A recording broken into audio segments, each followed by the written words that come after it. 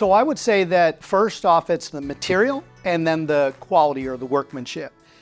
First off on material, the builder grade doors out there are 24 gauge, 26 gauge.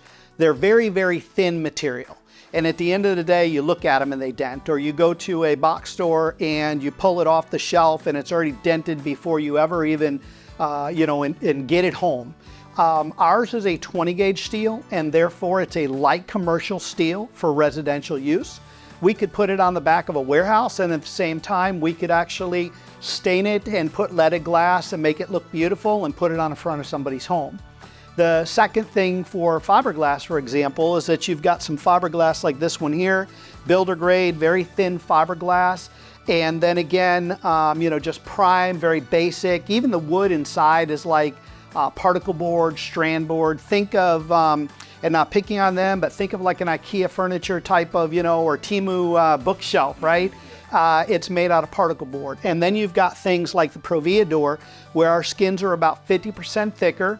In order to do that, we do that to give us a deeper embossing.